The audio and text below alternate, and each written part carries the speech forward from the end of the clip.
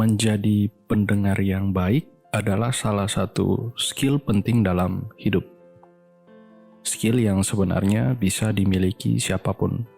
Namun pada kenyataannya hanya sedikit orang yang menguasai skill ini.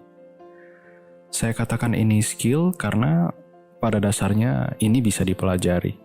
Ini bukan bakat. Hanya sedikit orang yang menguasai skill ini. Kenapa? Karena tidak semua orang cukup beruntung diajari bagaimana cara menjadi pendengar yang baik.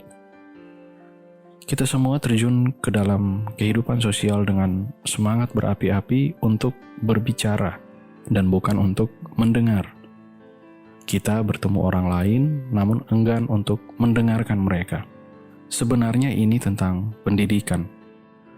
Begitu banyak literatur, buku-buku terkenal tentang bagaimana menjadi pembicara yang spektakuler. Bahkan Cicero menulis buku berjudul Orator, dan Aristoteles menulis buku berjudul Retorik, serta buku-buku dan bahkan film tentang bagaimana menjadi pembicara. Namun sayangnya, tidak banyak yang mengulas tentang bagaimana menjadi pendengar. Ada beberapa hal yang dilakukan oleh para pendengar yang membuat kita nyaman bersama mereka. Yang pertama, mereka memancing kita. Kadang kita pun tidak paham dengan pikiran kita sendiri, mencemaskan hal-hal tertentu yang malah jauh dari hal sebenarnya yang mengganggu pikiran kita. Kita akan terbantu ketika dipancing untuk menguraikan sesuatu, gali lebih dalam sampai ke detail-detailnya. Kita butuh seseorang yang bukan hanya sibuk membahas tentang dirinya, tetapi seorang pendengar yang selalu menggunakan kata-kata yang memancing kita untuk terus berbicara.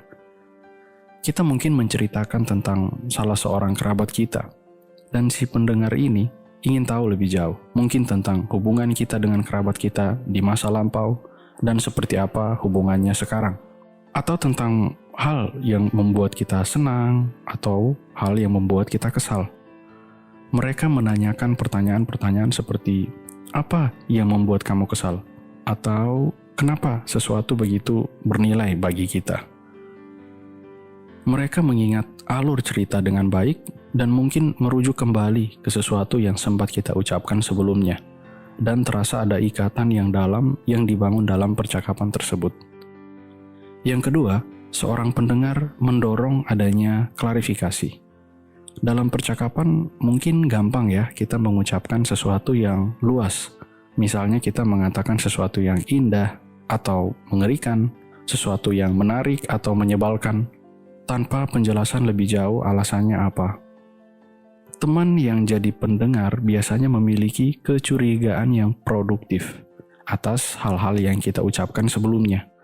Mereka mendengar dan berusaha memahami serta membantu kita agar fokus pada hal-hal yang bisa membantu kita. Misalnya, kita lagi bosan dengan pekerjaan kita, atau mungkin tentang hubungan kita dengan pasangan yang sementara kurang harmonis. Mereka bisa membantu kita untuk melihat sesuatu dari sudut yang berbeda. Mereka tidak hanya melihat percakapan kita sebagai sesuatu yang ringan, tetapi bagaimana dalam percakapan itu lahir sesuatu yang bermanfaat. Yang ketiga, pendengar yang baik tidak menghakimi.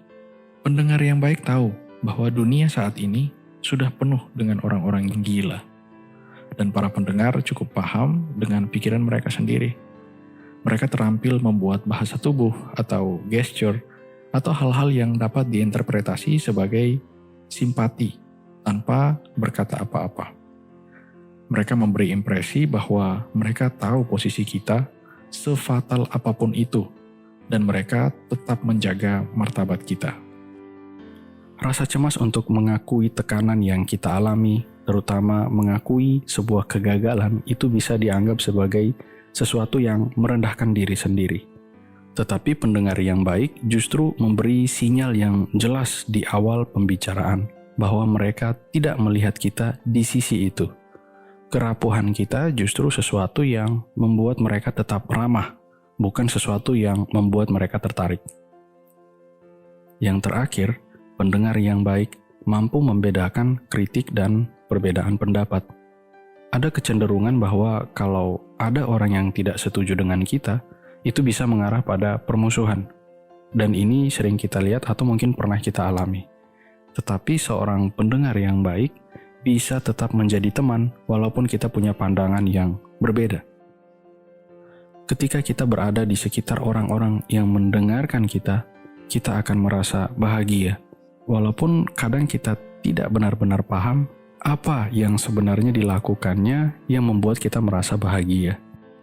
Dengan melihat sisi bahagia yang ditimbulkan, kita bisa belajar menjadi pendengar yang baik bagi orang lain.